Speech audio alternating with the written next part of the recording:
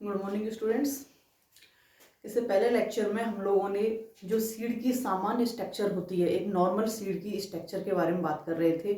चाहे वो मोनोकोट है चाहे वो डाइकोट है। कॉमन रूप से मोनोकोट और डाइकोट में कौन कौन सी स्ट्रक्चर पाई जाती हैं सीड के अंदर, तो उसमें नेक्स्ट चलते हैं हम एंडोस्पर्म।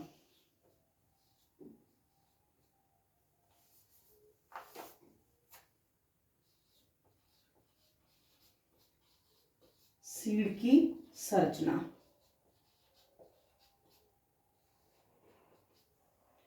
Next endosperm.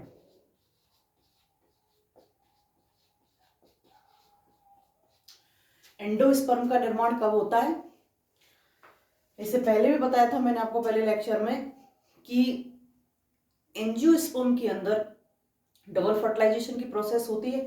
तो डबल फर्टिलाइजेशन की प्रोसेस में एक तो एग सेल का फर्टिलाइजेशन होता है जो हम पहले देख चुके, और दूसरा किसका होता है? सेंट्रल सेल का।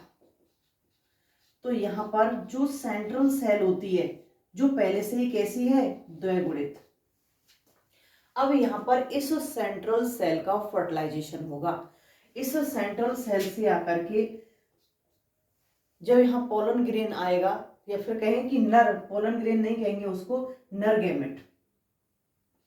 नर गैमेट, यहां जब नर गैमेट आएगा, एक नर गैमेट यहां पहुंच गया और दूसरा नर गैमेट यहां पहुंच गया, तो यहां पर त्रैगुणित संरचना का निर्माण होता है। और ये जो त्रैगुणित संरचना होती है वो त्रैगुणित संरचना कौन सी होती है? एंडोस्पर्म कहलाती है। भ्रूणपोष क्या कहलाती है? एंडोस्पर्म कहलाती है। एंडोस्पर्म का कार्य क्या होता है? तो स्टूडेंट इसका कार्य होता है जो एम्ब्रियो है, इस एम्ब्रियो को पोषण प्रदान करना। एम्ब्रियो को पोषण प्रदान करना।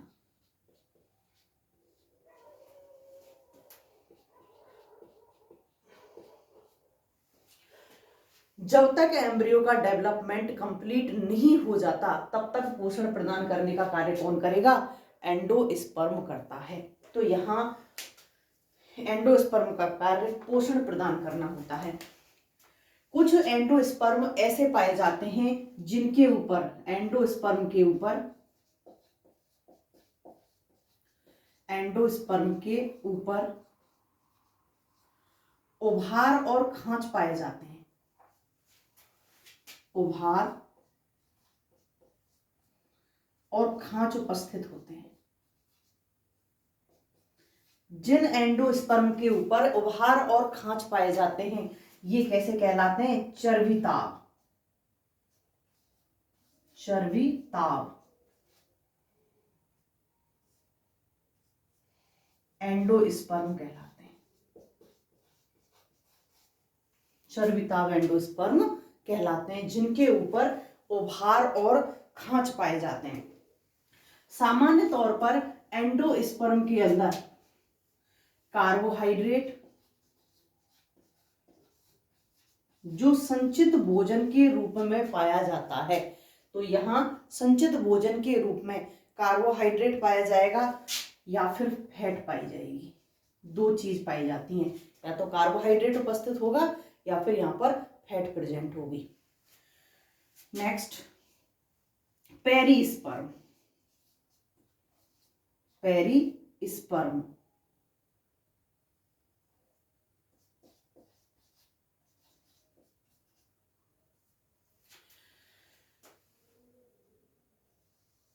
इस प्रकार की जो संरचना हम लोग देखते हैं, ये संरचना किसकी होती है?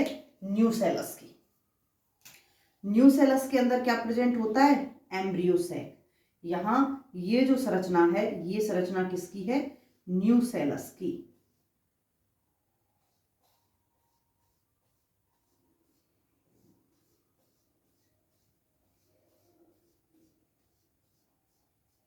और इस न्यूसेलस की संरचना के अंदर ये एम्ब्रियो सैक, और एम्ब्रियो सैक में ये मेगास्पोर, ये मेगास्पोर आपको पता है लीनियर भी हो सकते हैं, कैसे भी स्थिति में हो सकते हैं, ये कई प्रकार से प्रेजेंट होते हैं। तो यहाँ तो ये तो होता है न्यूसेलस,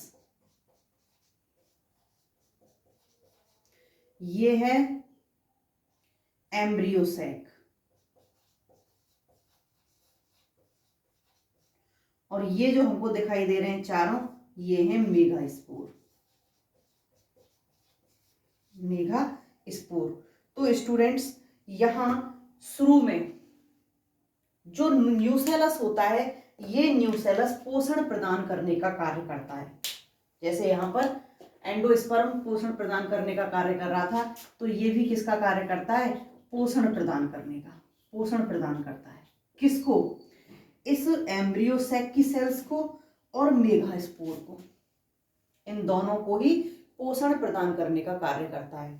पीछे एक ही मेगास्पोर एक्टिव होता है, पढ़ेंगे आप लोग अभी नेक्स्ट पेपर में, क्योंकि 3 तो क्या हो जाते हैं?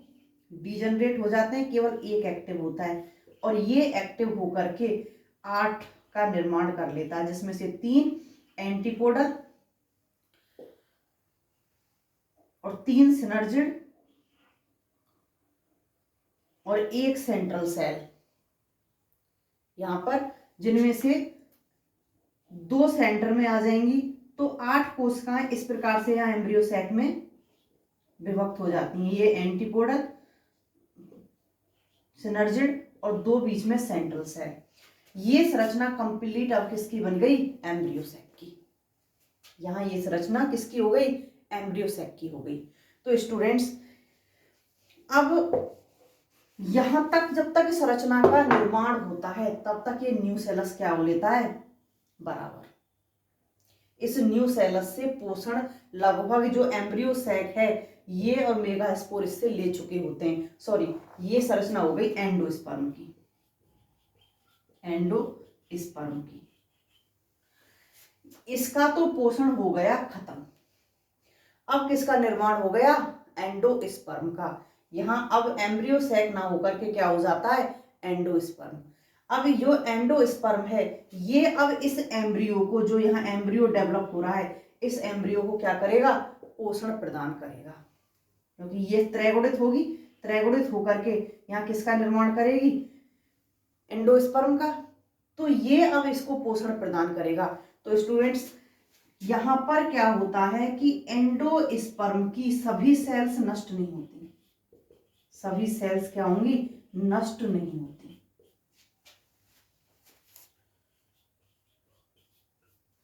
कुछ यहाँ सेल्स रह जाती हैं और ये सेल्स किसके रूप में होती हैं? परत के रूप में। परत के रूप में होती हैं। ये एम्ब्रियो सैक के अंदर एंडोस्पर्म और एंडोस्पर्म में भी सभी सेल्स नष्ट नहीं होती हैं। यहाँ कुछ परत के रूप में रह जाती हैं। जो यहाँ पर परत के रूप में रह जाती हैं ये ही क्या कहलाती हैं? पेरिस्पर्म कहलाती हैं। पेरिस्पर्म कहलाती हैं। जब कभी कभी एंडोस्पर्म की सेल्स सभी नष्ट ना होकर के भ्रूण का जब डेवलपमेंट हो रहा है, एम्ब्रियो का डेवलपमेंट हो रहा है, सभी सेल्स नष्ट नहीं हुई हैं, कुछ सेल्स रह गई, तो रही हुई सेल्स की जो परतें होती हैं ये परत क्या कहलाती हैं? पेरिस्पर्म कहलाती हैं। फॉर एग्जाम्पल जिंजीवरेसी,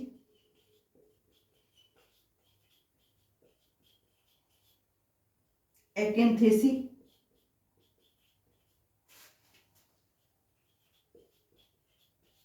साइपरेसी,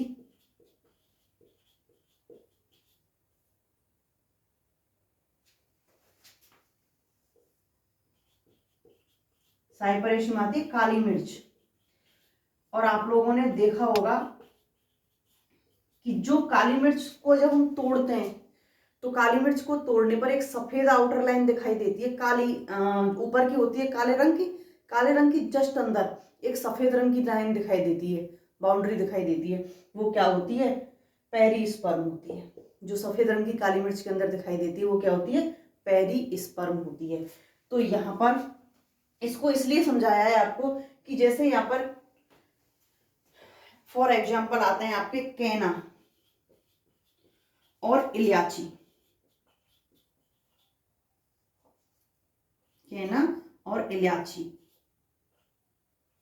यहां कैना और इलियाची के अंदर क्या होता है कि ये जो एंडोस्पर्म है ये भी मिलता है और इसके साथ में जो अंदर बाहर जो एम्ब्रियो सैक है ये भी मिलेगा और एंडोस्पर्म की जो कुछ परतें हैं वो भी मिलती हैं। तो इनके अंदर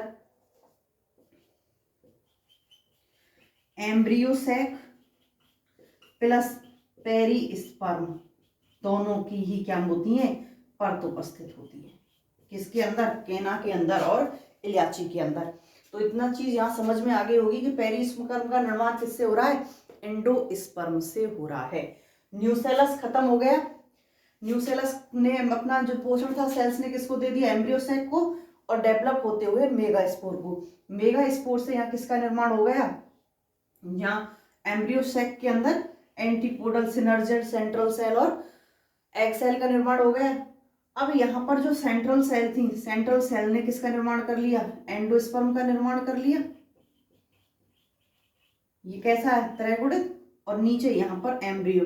अब इस एम्ब्रियो को पोषण प्रदान कौन करेगा, ये नष्ट हो जाती है। एंडोस्पर्म यहाँ पर पोषण प्रदान करेगा जब तक एम्ब्रियो का डेवलपमेंट होगा। अब इस डेवलपमेंट में जो सेल्स रह जाती हैं, जो परतें रह जाती हैं, वो क्या कहलाती हैं, एंडोस्पर्म कहलाती हैं।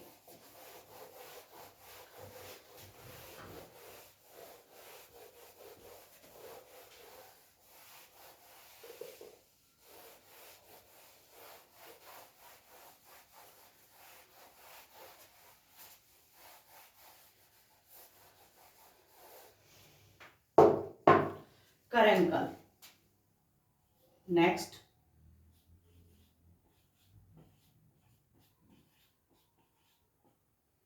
करेंकल। करेंकल यूफोर्बिएसी कुल के पादपों में पाया जाता है।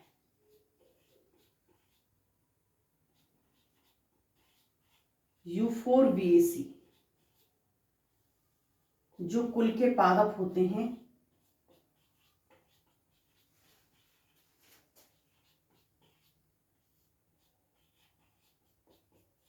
इन यूफोर्बिएसी कुल के पादपों के अंदर करेंकल जैसी संरचना पाई जाती है। यहां पर क्या होता है, जो माइक्रोपाइल होता है, जो माइक्रोपाइल होता है,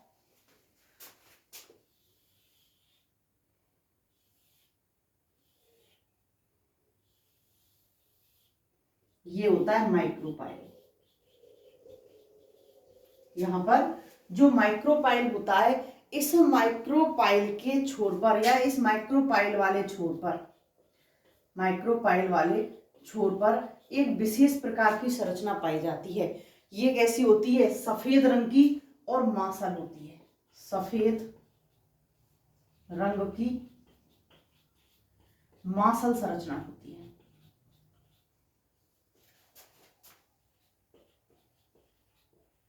जो ये सफेद रंग की मांसल संरचना पाई जाती है, यही संरचना क्या कहलाती है, करेंकल कहलाती है। और इसका निर्माण किससे होता है, इसका निर्माण होता है जो आउटर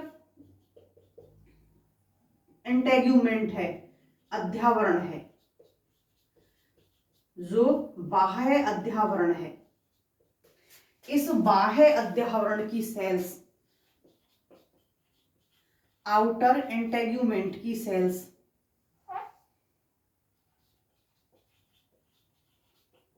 मेंट की कुछ सेल्स किसका निर्माण कर लेती हैं, इस सफेद रंग की मांसल संरचना का निर्माण कर लेती हैं, जिसे हम क्या कह रहे हैं, करेंकल कह रहे हैं। तो करेंकल किसकी अतिवृद्धि होती है, आउटर इंटेग्यूमेंट की सेल्स की, बाह्य अध्यावरण की सेल्स की अतिवृद्धि होती है, जो सभी के अंदर नहीं पाई जाती, सभी पादपों के अंदर नहीं पाई जाती, केवल किसके अंदर पाई जाती है, यूफोर्बिएसी कुल के प्लांट्स के अंदर पाई जाती है। Next, operculum. ओपरकुलम, ओपरकुलम जो होता है वो माइक्रोपाइल वाले छोर पर मिलता है। जहां माइक्रोपाइल होता है वहीं माइक्रोपाइल वाले छोर पर उपस्थित होता है, या फिर कहें कि माइक्रोपाइल पर प्लग समान संरचना होती है, प्लग नुमा संरचना होती है। और ये प्लग नुमा संरचना क्या कहलाती है, ओपरकुलम कहलाती है, ढक्कन। क्या बोल सकते हैं इसको, ढक्कन। यहाँ माइक्रोपाइल वाले छोर पर कुछ ऐसी संरचना होती है जो ढक्कन टाइप में होती है यहाँ पर ये। अब इसका निर्माण किससे होता है, जो प्लगनुमा संरचना है जो ढक्कन जैसी हमको दिख रही है, इसका निर्माण किससे होता है, तो स्टूडेंट्स इसका निर्माण किसी भी चीज से हो सकता है। इसका जो निर्माण होता है, इसका निर्माण किसी भी चीज से हो सकता है। न्यूसेलस के शीर्ष से भी हो सकता है, न्यूसेलस की जो शीर्ष सेल होती हैं, शीर्ष सेल से भी हो सकता है। यहां पर हाइलम से भी हो सकता है, एक्सोस्टोम से भी हो सकता है और एंडोस्टोम से भी हो सकता है। किसी भी चीज से इसका निर्माण हो सकता है ओपर्कुलम का। जब जर्मिनेशन की प्रोसेस होती है, जर्मिनेशन होता है,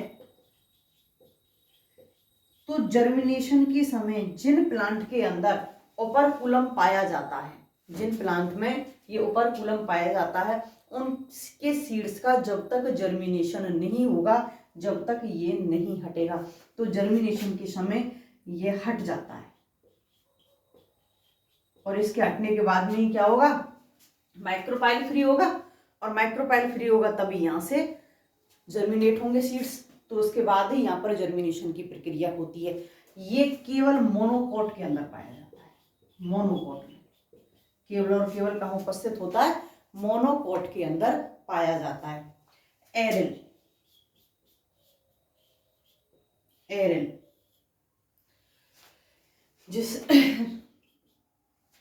एरिल जो संरचना पाई जाती है यह रंगीन और मांसल होती है, रंगीन और मांसल होती है,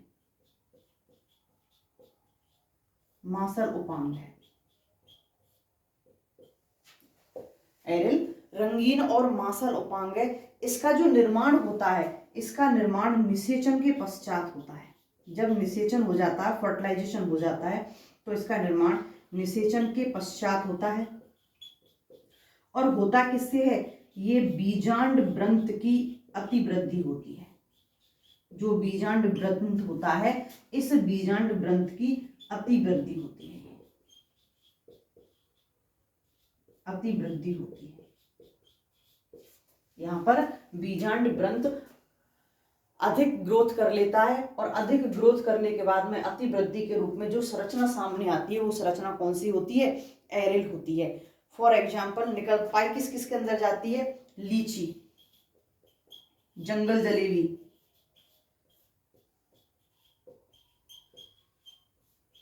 जंगल जलेबी, माइरिस्टिका फ्रेग्रेंस, माइरिस्टिका फ्रेग्रेंस,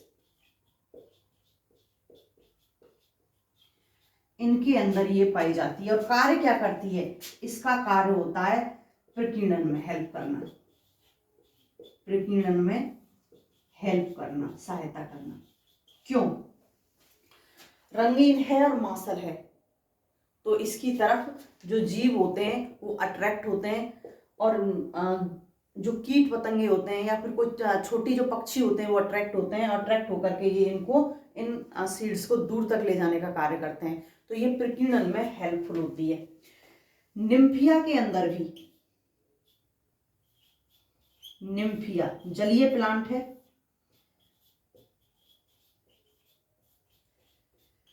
निम्फिया के अंदर भी एरिल पाई जाती है। यहां भी एरिल उपस्थित होती है, लेकिन यहां पर एरिल कैसी होती है, स्पॉन्जी होती है। कैसी होती है, स्पॉन्जी। स्पॉन्जी क्यों होगी, जलीय पादप है, जल में प्रेजेंट होगा, तो अगर इसके बीज में कोई स्पॉन्जी संरचना होगी तो ये संरचना किस में हेल्प करेगी, तैरने में। तो यहाँ पर जो निम्फिया के जो सीड्स होते हैं, इस निम्फिया के सीड्स में जो एरिल पाई जाती है वो स्पॉन्जी पाई जाती है। स्पॉन्जी होने की वजह से ये पानी की सतह पर आसानी से तैरते हैं, और आसानी से तैरते हुए कहीं भी दूर तक चले जाते हैं। इनका प्रकीर्णन पानी की धार के साथ में बहुत दूर तक स्वतः ही हो जाता है। और ये बीज को पानी की सतह पर तैराने में सहायता करते हैं। तो ये होती है आपकी जो सीड है, इस सीड की सामान्य संरचना। यहाँ हमने मोनोकॉट की भी बात की है और डाइकॉट की भी बात की है। पर्सनली किसी को नहीं देखा। अब देखते हैं कि मोनोकॉट सीड्स में कौन कौन सी संरचनाएं पाई जाती हैं। अगर हम एनाटॉमी देखें सीड की, और डाइकॉट के अंदर कौन कौन सी संरचनाएं पाई जाती हैं, क्योंकि मोनोकॉट में और डाइकॉट में दोनों में अंतर पाया जाता है। पहले तो बीज पत्रों का अंतर पाया जा रहा है, क्योंकि बीज पत्रों के आधार पर इनको क्या कह रहे हैं हम, मोनोकॉट और डाइकॉट। तो फर्स्ट देखते हैं डाइकॉट बीज की संरचना।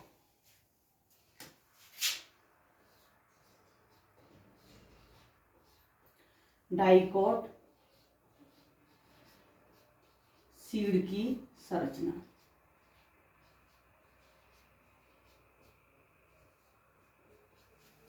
जब हम यहाँ डाइकॉट सीड की संरचना की बात करते हैं तो एक प्रारूपिक सीड के रूप में, यहां प्रारूपिक बीज के रूप में चने की स्टडी करते हैं। बीज के रूप में किसकी स्टडी करते हैं, चने का सीड, चने की स्टडी करते हैं। यहाँ चने के बीज को देखते हैं, क्योंकि ये भी क्या है, डाइकॉट है। तो यहाँ प्रारूपिक बीज के रूप में चने की स्टडी करते हैं। यहाँ जो चना होता है स्टूडेंट्स, चने की जो संरचना होती है वो संरचना कुछ इस प्रकार से होती है। आप लोगों ने खूब देखा है चने को।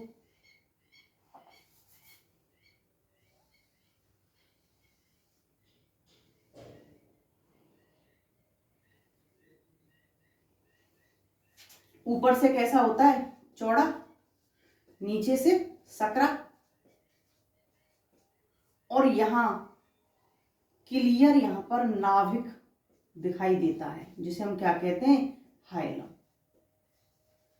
इसकी संरचना पर हमको क्लियर नाभिक हाइलम दिखाई देता है। उठा के देखना चने के बीज को, उसके अंदर कुछ ऐसी ही संरचना दिखाई देगी।